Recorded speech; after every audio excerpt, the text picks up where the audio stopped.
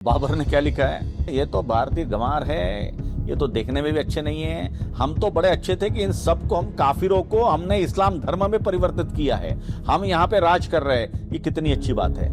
ये लिखने वाला बाबर, और ऐसे बाबर का महिमा मंडन करने वाले हमारे प्रधानमंत्री जवाहरलाल नेहरू, हमारे पहले शिक्षा मंत्री थे मौलाना अबुल कलाम आजाद। कौन थे मौलाना अबुल कलाम आजाद? अभी जिस बाबर का आपने जिक्र किया, तो इनके पुरखे बाबर के साथ आक्रांता के रूप में भारत में आए। ये लोग अफगानिस्तान के हेरात प्रोविंस के अमीर उमराव, अपने भाषा में मालगुजार, इस प्रकार के थे। अब आप सोच सकते हैं, जिनका कनेक्ट भारत की मिट्टी के साथ नहीं है, वो क्या भारत को बनाएंगे। सारे विश्व में सिविलियन एयरक्राफ्ट पर गोली चलाना ये दंड बहुत घृणास्पद अपराध माना जाता है, लेकिन उसके बावजूद भी पाकिस्तान एयरफोर्स का वो विमान आता है अंदर, वो गोली चलाता है, और 19 सितंबर 1965 को युद्ध के चलते हुए गुजरात के मुख्यमंत्री का विमान मार गिराया जाता है। सारे के सारे 9 लोग मारे जाते हैं। बार बार ये दिमाग में डाला है कि ये भारतीय व्यक्ति है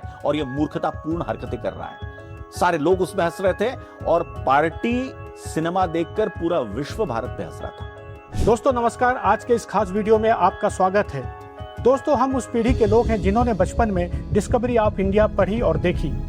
हमें बताया गया कि जो हमलावर है, इन्वेडर है, वो सिर्फ विजिटर थे जो गलती से अपने साथ तलवारें और बंदूकें ले आए थे।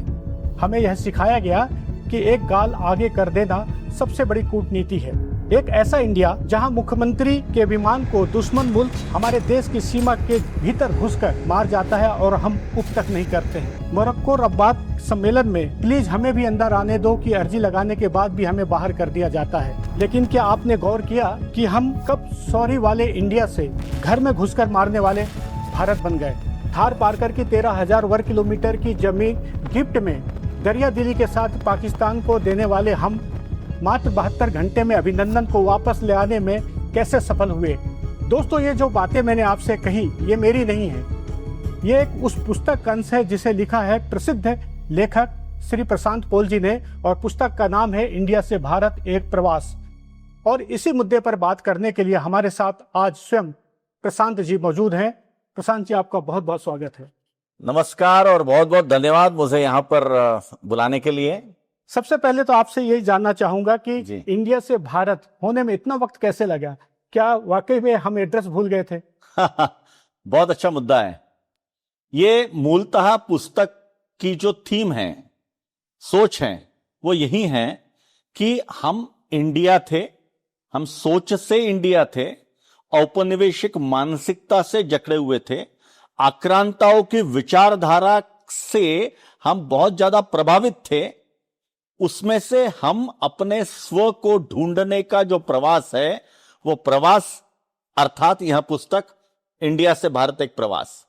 मैं मानता हूं मूलतः कि हम सभी जानते हैं कि भारत किसी जमाने में विश्व का सबसे संपन्न, सबसे समृद्ध, सबसे ज्ञानवान देश था। यह तो विश्व मानता है। और कोई 1-2 साल, कोई 10-20 साल, कोई 100 साल नहीं, हजारों वर्ष, 1,500-2 हजार वर्ष भारत सिरमौर था पूरे विश्व का। 33% से ज्यादा पूरे विश्व का जीडीपी भारत का था। बाद में आक्रांता आए, पहले इस्लामी आक्रांता आए, हमारा जीडीपी, हमारा व्यापार, हमारा सब कुछ कम होता गया।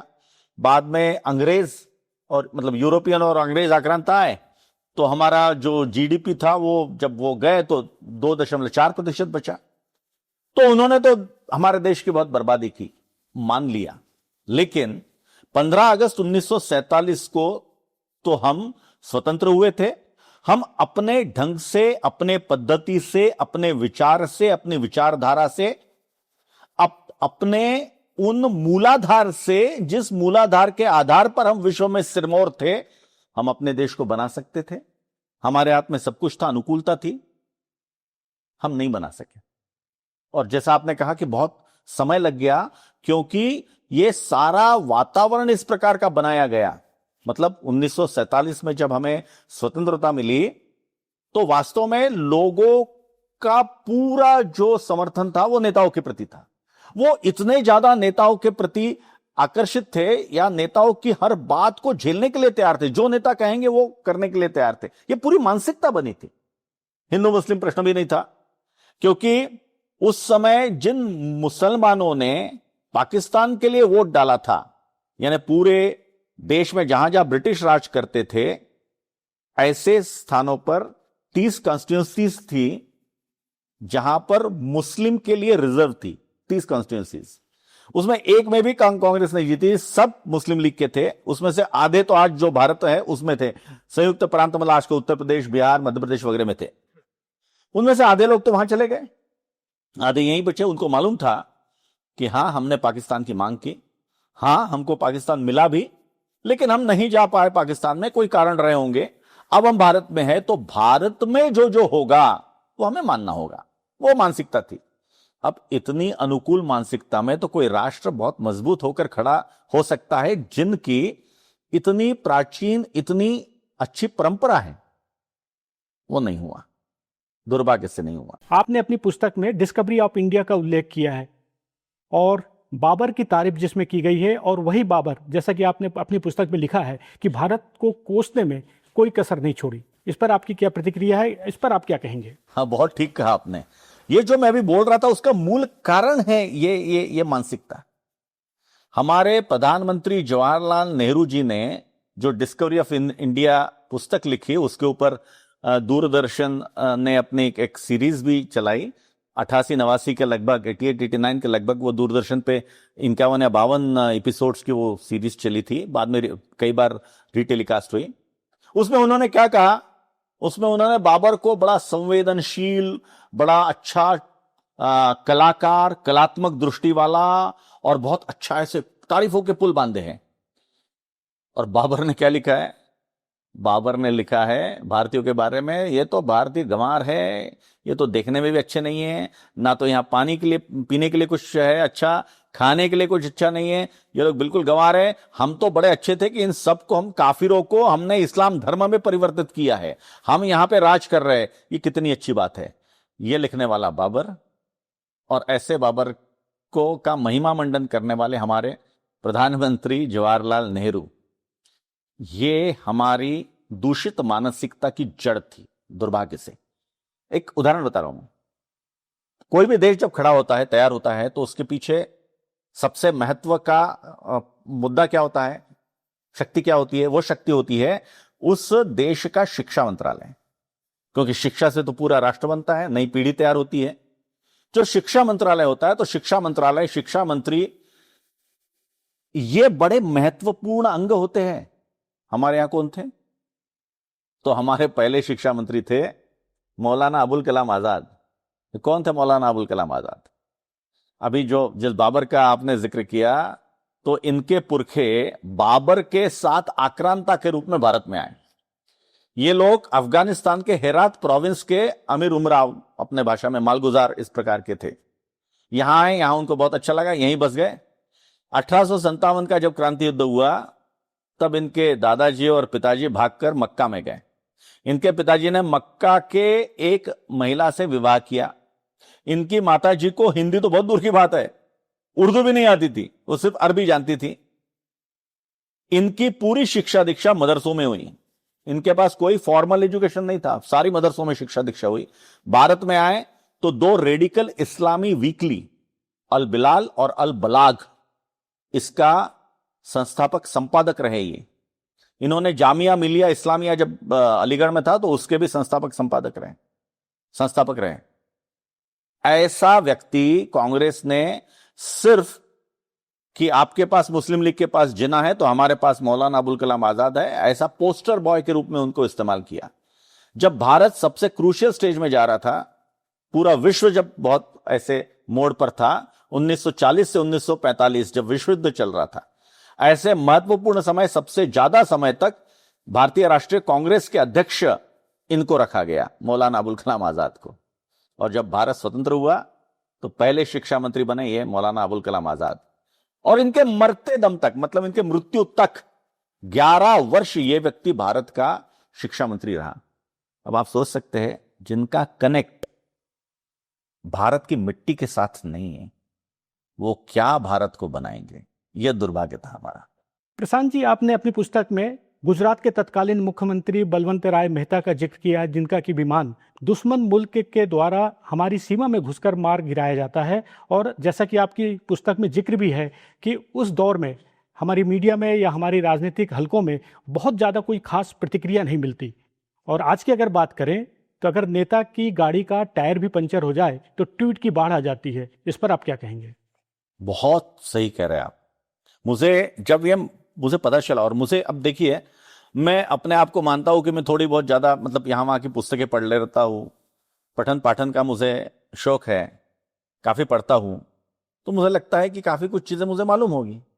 लेकिन 2011 में टाइम्स ऑफ इंडिया में एक समाचार आया कि कैस अहमद नाम का पाकिस्तान एयरफोर्स का पायलट, उसने भारतीय वायुसेना के पायलट जहांगीर इंजीनियर के बेटी को ढूंढ निकाला और इसको पत्र लिखा कि मुझे मालूम था कि आपके पिताजी का विमान ये सिविलियन एयरक्राफ्ट है, इसमें मुख्यमंत्री जी सवार है, लेकिन मुझे एक कहा गया था कि इसको उड़ाना है, इसलिए मैंने इस पे गोली दागकर उनको गिरा दिया, विमान को गिरा दिया। ये जब मैंने पढ़ा, मैंने उसकी पूरी खोज की, तो गुजरात के दूसरे मुख्यमंत्री, नितिन भाई पटेल पहले मुख्यमंत्री थे, ये बलवंत राय जी मेहता दूसरे मुख्यमंत्री। बलवंत राय जी मेहता इन्होंने पंचायती राज का ड्राफ्ट लिखा था, पंचायती राज पे बहुत काम इन्होंने किया, इसके लिए तो इनका नाम मालूम था, लेकिन ये सब मुझे भी नहीं मालूम था। तो ये जब मुख्यमंत्री थे, 1965 का पाकिस्तान के साथ युद्ध चल रहा था, पाकिस्तान ने गुजरात में भी अपना ये खोल दिया था मोर्चा, और वहां पर भी क्या क्या हो रहा है ये देखने के लिए, कच्छ में क्या हो रहा है देखने के लिए, बलवंत राय मेहता अपने शासकीय अधिकारी, सेक्रेटरीज वगैरह, अपनी पत्नी, ऐसे लोग के साथ एक अपने हवाई जहाज से, स्टेट एयरक्राफ्ट से कच्छ की ओर जा रहे थे। जब कच्छ के पास पहुंचे तो पाकिस्तानी वायुसेना का एक विमान आता है और वो विमान सीधे इनकी ओर आता है। इनका पायलट है जहांगीर इंजीनियर, वो उनको इंडिकेशन दे रहा है, उनके कुछ सिग्नलिंग होती है कि पंख ऐसे ऐसे करके, कि यह सिविलियन एयरक्राफ्ट है।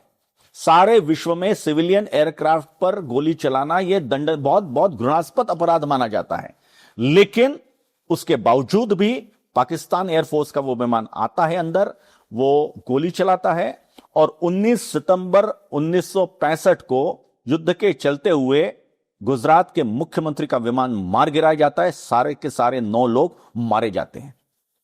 जब मैं सुना तो मैं डिस्टर्ब हो गया। मतलब मुझे नहीं समझ में आ रहा था कि रिएक्शन कैसी हुई होगी देश में। मैंने उसके बाद के लगभग 1-1.5 महीने के सारे समाचार पत्र, फिर वीकलीज जो साप्ताहिक होते, मासिक पत्रिकाएं, सब देखने का प्रयास किया। गुजराती तो आती नहीं, लेकिन फिर भी थोड़ी बहुत समझ जाते, लेकिन बाकी के जो समझ सकते थे, अंग्रेजी, हिंदी, मराठी, सारे वो सब पत्रिकाओं में मैंने देखा।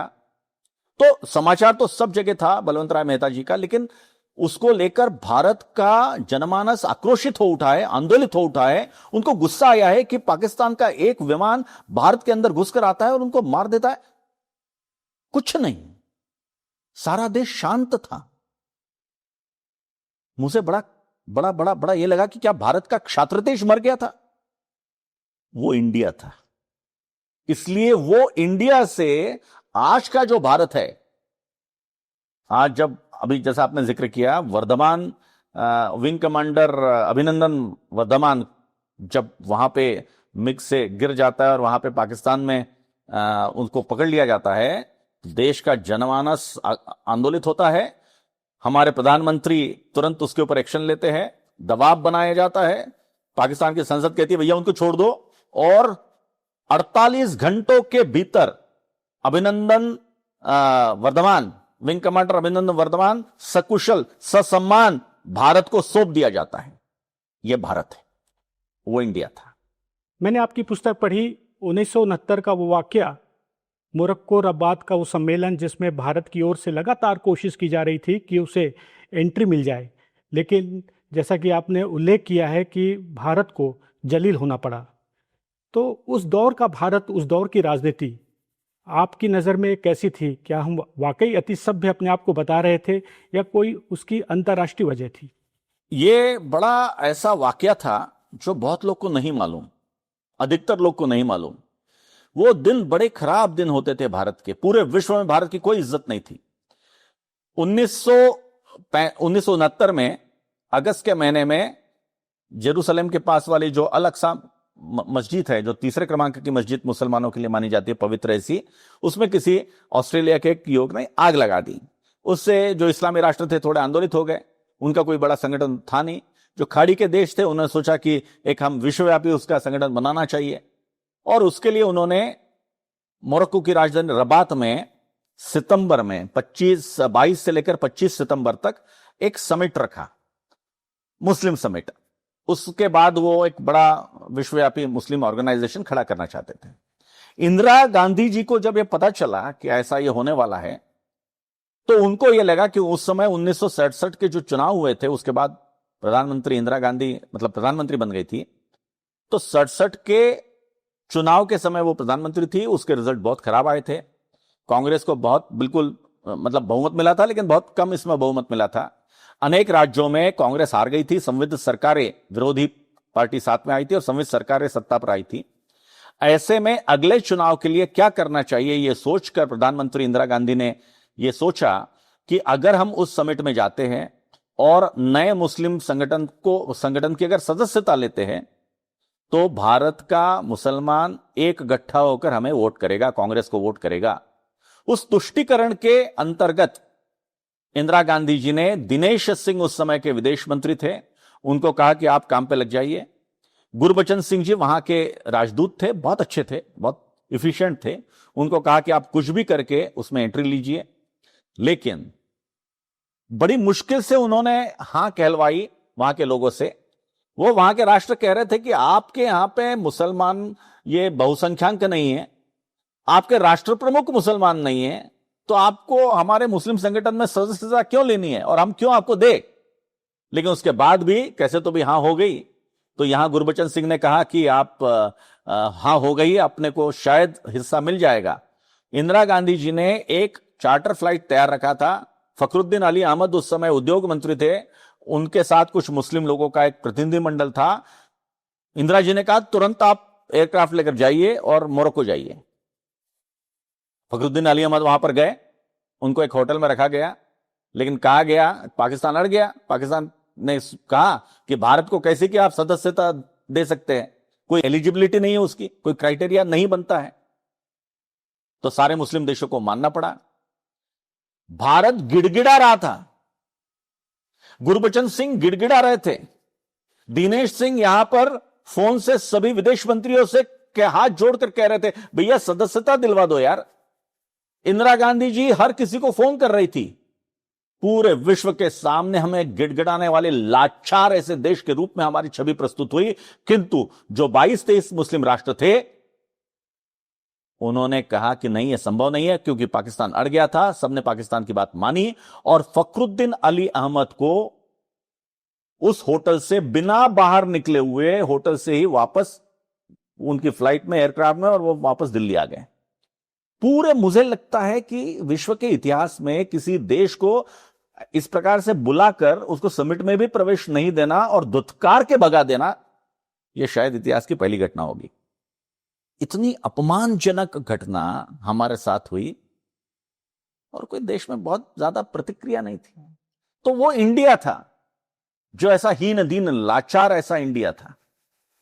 उससे लेकर तो भारत आज जो बना है, उसके प्रवास का वो एक कहानी जिसको कहते हैं, वो मतलब ये पुस्तक है।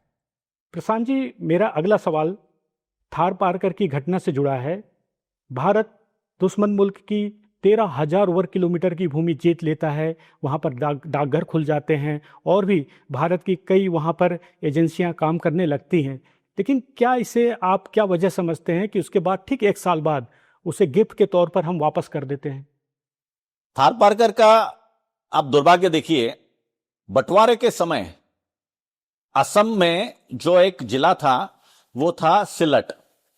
जब 3 जून 1947 को यह निर्णय हुआ विभाजन का, उस निर्णय में उस समय कांग्रेस, मुस्लिम लीग, सारे लोग उसमें शामिल थे।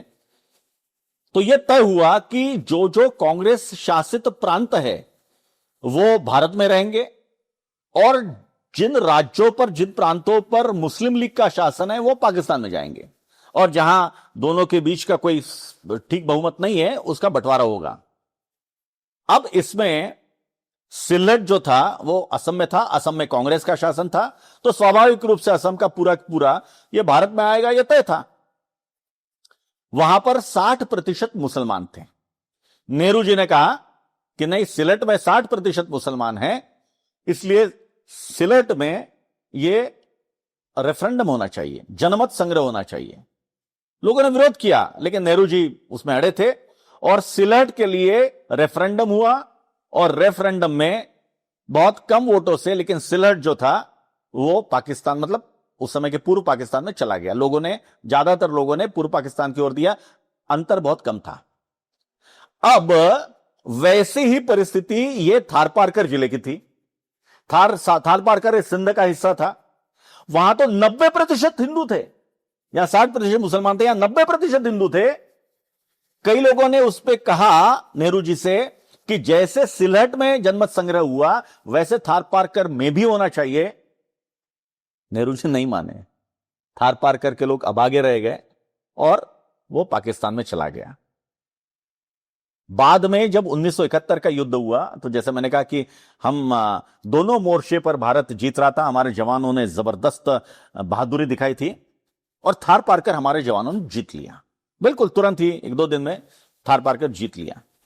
थारपारकर जीतने के बाद पूरा थारपारकर जिला, जिसको कहते हैं लगभग, वो भारतीय जवानों के, भारतीय सेना के नियंत्रण में आ गया।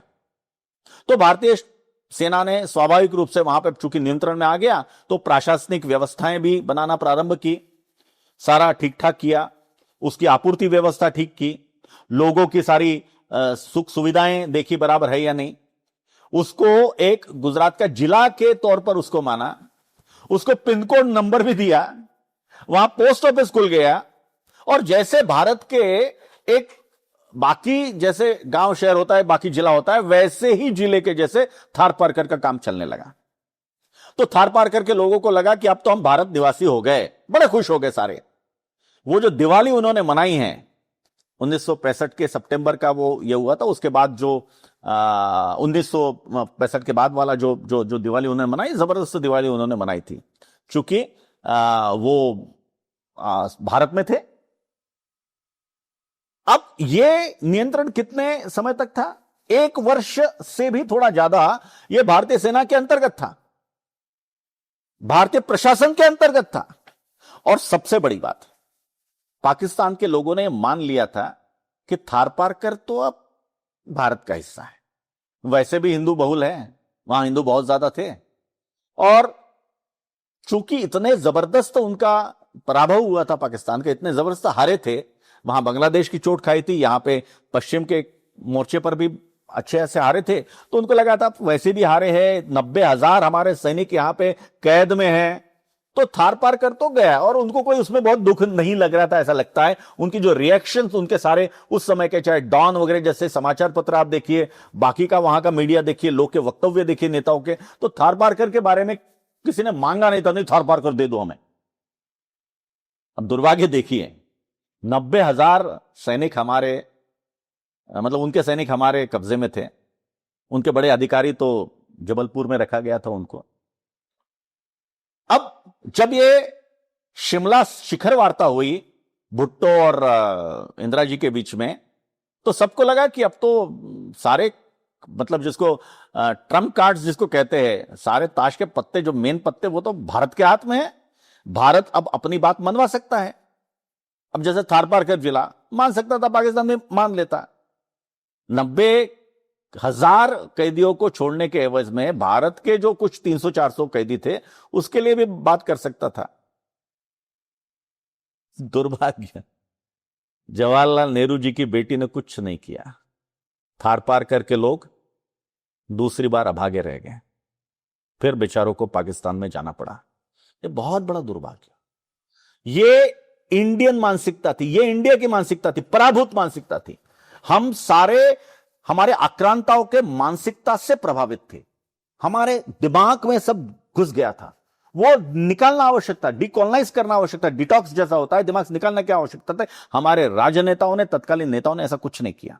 ये दुर्भाग्य था हमारा बहुत बड़ा। आपकी ही पुस्तक में जिक्र है कि उस दौर में एक हॉलीवुड फिल्म आई थी द पार्टी, उसमें भारतीयों को पूरी तरह से बेइज्जती की गई थी। एक भारतीय कैरेक्टर है और उसके बारे में आपने उल्लेख किया है, तो इसके माध्यम से आप क्या बताना चाहते हैं?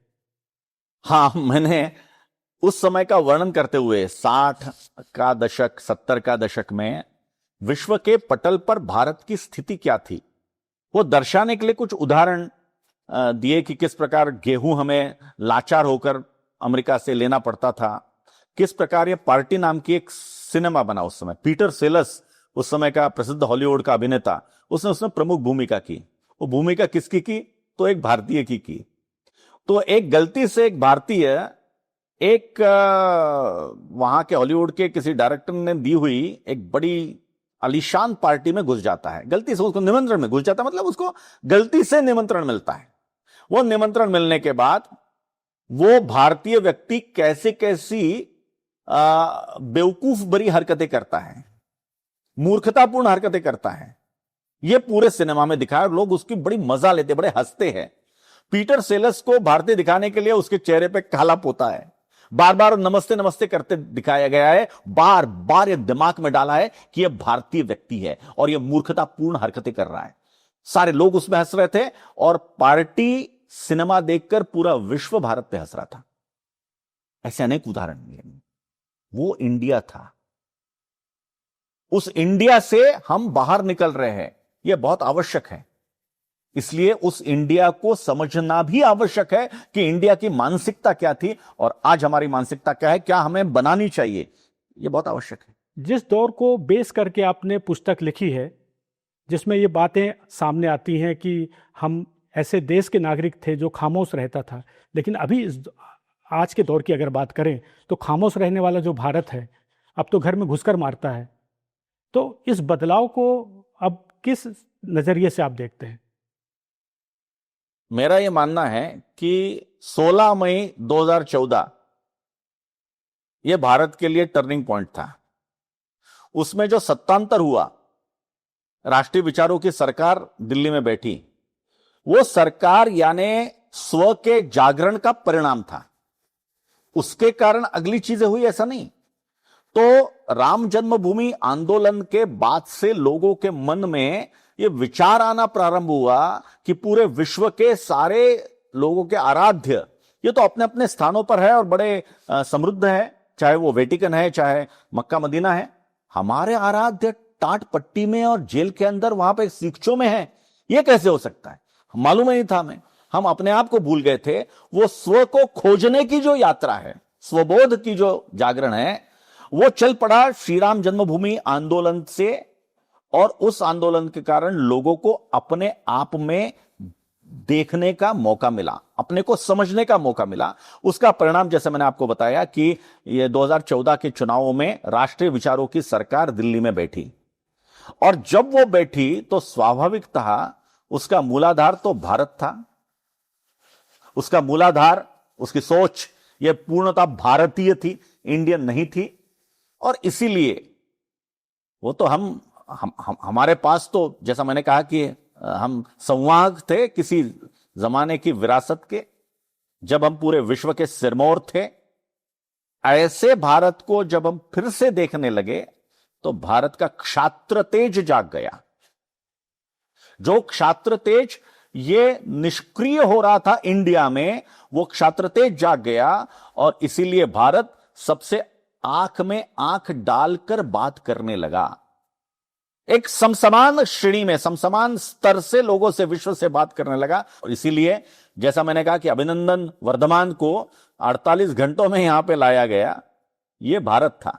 इतना ही नहीं, तो बाद में जो ऑपरेशन सिंदूर हुआ, ऑपरेशन सिंदूर में बीएसएफ का एक जवान वो वहां पे गश्त करते करते गलती से पाकिस्तान की सीमा में चला गया। वहां सीमाएं बहुत ज्यादा डिफाइन नहीं होती, तो चला गया। पाकिस्तान रेंजर्स ने उनको पकड़ लिया और पकड़ के ये किया। जब तक भारत को पता चला तो भारत ने ऐसा जबरदस्त प्रेशर दिया कि अगले 7 से 8 दिनों में वो बीएसएफ का जवान, सादा जवान, कोई बड़ा अधिकारी नहीं था, वो जवान पाकिस्तान ने ही ससम्मान सकुशल भारत को सौंप दिया।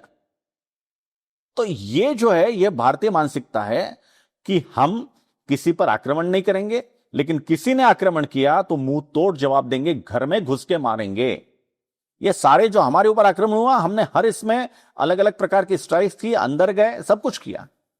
हम जो कर सकते थे किया, उसके कारण उसका परिणाम हुआ, हमारी साख बनी, और उसके कारण भारत में जो स्व की जागरण आया है, उसके कारण भारत का स्थान आज विश्व में एक अलग स्तर का है। दूसरी बात जो बहुत महत्व की है, हम हमारा भूल गए थे, तो हिंदुत्व के बारे में लोगों की श्रद्धा आस्था ये कम हो रही थी। तो जो हमारा किसी जमाने में साउथ ईस्ट एशिया, पूरा भारत, पूरा हमारी बात मानता था, यानी हिंदुत्व मानता था और हिंदुत्व को अपनाता था। वेदों के सूक्त तो वहां पर पूरे इसमें चलते थे। वो धीरे धीरे कम क्यों हो गए? क्योंकि भारत से हिंदुत्व हट गया, इस्लामी आक्रांता आ गए, बाद में यूरोपियन आ गए, तो उन्होंने भी छोड़ दिया। लेकिन अब जब भारत फिर से अपने मूलाधार की ओर लौट रहा है, हिंदुत्व की ओर लौट रहा है, तो पूरे विश्व में, मैं थोड़ी बहुत दुनिया घूमता हूं, मैं आपको बता रहा हूं, पूरे विश्व में हिंदुत्व के प्रति इतना जबरदस्त जागरण है। पिछले कुछ वर्षों में पूरे रशिया के 1% रशियन हिंदू बन गए। अफ्रीका जैसे इसमें घाना नाम का छोटा देश, वहां पे 70-80 हजार अफ्रीकन हिंदू, ये हिंदू बन गए।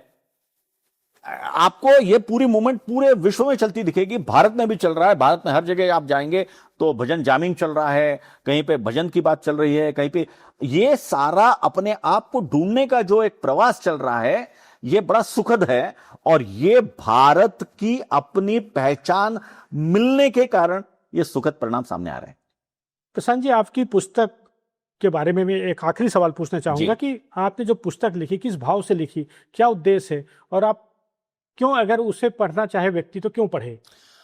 हां, जैसा मैंने अभी आपको बताया कि ये जो इंडिया के बारे में मैंने बताया था कि ये इंडिया था, देश स्वतंत्र होने के बाद क्या कर सकता है, मैंने इजराइल के भी उदाहरण उस पुस्तक में दिए हैं कि देश खड़ा होता है तो कैसा खड़ा होता है। जब तक कोई भी देश अपनी मूलाधार को नहीं पहचानता, अपने जड़ों को नहीं पहचानता, अपने आप को नहीं पहचानता और पहचान के उस पे अभिमान और गर्व नहीं करता, तब तक देश खड़ा नहीं हो सकता, देश मजबूत नहीं हो सकता, शक्तिशाली नहीं हो सकता। हमने ये सब नहीं किया। मैंने जैसे आपने बिल्कुल सही कहा कि जवाहरलाल नेहरू जी का उदाहरण दिया कि वो बाबर को महिमा मंडन करते थे, हमारे शिक्षा मंत्री ऐसे थे।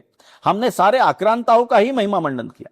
हमारे पाठ्य पुस्तकों में मुगलों के 3-3, 4-4 पन्ने होते थे और शिवाजी महाराज और राणा प्रताप के लिए आधे पन्ने का भी कोई ये नहीं होता था। और वो छोड़ दीजिए, बाकी के जो विजयनगर साम्राज्य का तो कोई वर्णन नहीं था। इतने चोल राजा, पल्लव राजा, इतने बड़े बड़े गुप्त राजा, इतने बड़े बड़े साम्राज्य हमारे हो गए विश्व में, कोई उसके बारे में किसी ने बताया नहीं।